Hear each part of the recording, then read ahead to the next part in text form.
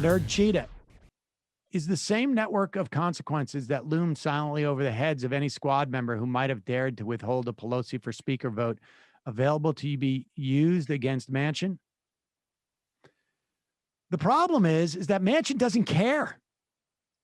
Like Manchin just doesn't, like there's no leverage point over a Joe Manchin, because at the end of the day, you could say to Joe Manchin, you're going to lose your committee ship. And Joe Manchin could go like, I think I might be able to find another place that can give me the committee chair, because I can head over to the Republicans and they can have committee chairs on every other committee except for the one I go on. They're just a much different dynamic. I don't know what other leverage one would have. Joe Biden has a 25% approval rating in West Virginia.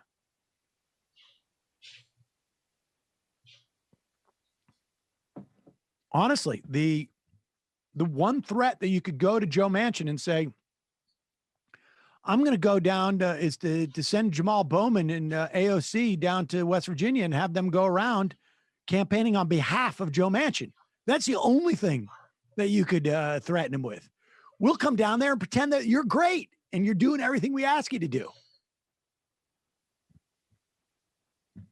That's just the reality of it.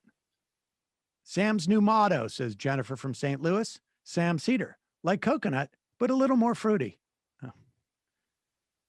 True North politics Manchin seems like he's abusing the paradox of intolerance by equating bipartisanship to democratic, refuses to protect democracy because if he fails to do so, he would need to be undemocratic.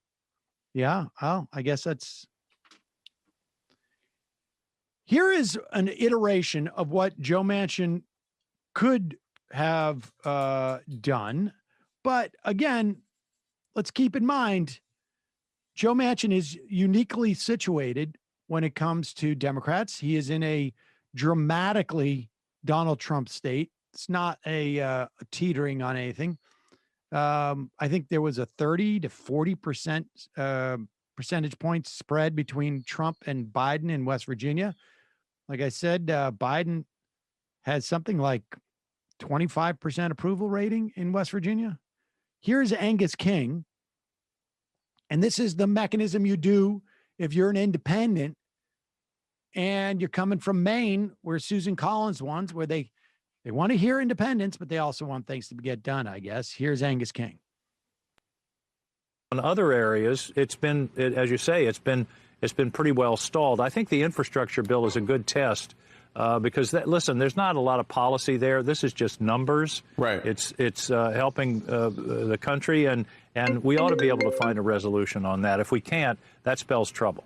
So we're out of time, but just to get a yes or no, it sounds like you are not in a place where you are ready to get rid of the filibuster yet. Not in general. I'm very reluctant about it, but if it comes down to voting rights and the rights of Americans to go to the polls and select their leaders versus the filibuster, I'll choose democracy. All right, Senator Angus King. Well, I mean, that last part sounded more hopeful than his initial posture on it. It's Angus King, not some barn-burning progressive. He only recently began caucusing with the Democrats. Is that accurate? No, he's always been caucusing with the Democrats. Oh, I apologize. And he's a reliable Democratic vote, but that's the posture there, right? Like yeah. I'm hesitant to do it, but I'll ultimately do it if, and here's the assessment I make. And, Manchin is, we just had this interview with Adam Weinstein from the Quincy Institute. And when you talk about foreign policy and international relations, it's much easier to just sort of like, or gives it, things are a little bit more clear. You look at entire countries as like individual players, and you can make, educated guesses as to their interests, what they consider their interests, and then assess from there and realize like, well, say things like this isn't going to happen or that's not going to happen. when you look at domestic politics, particularly when you're talking about just in the Senate, right, as opposed to like movements that are taking place around the country or something to that effect. We just don't know what's in Joe Manchin's head.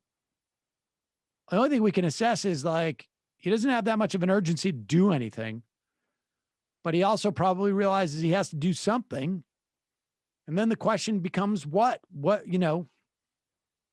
maybe he doesn't think he needs to do anything. I mean, I don't know.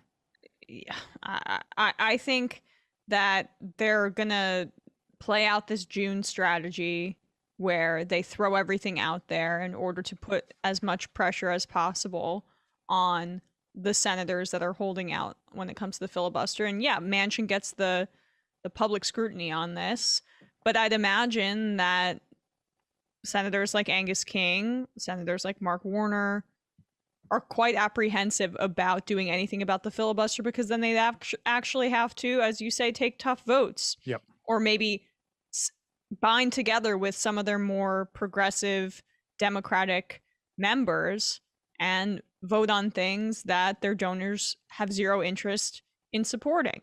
And so even if it's not public, I think the filibuster threshold, it's going to have to be some significant arm twisting by Chuck Schumer, and I don't think Chuck Schumer has it in him.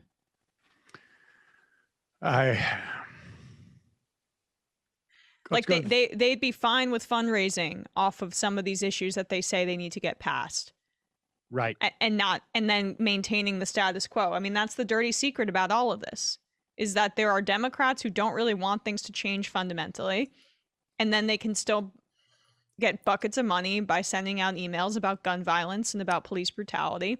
You speak to issues. Speak to them.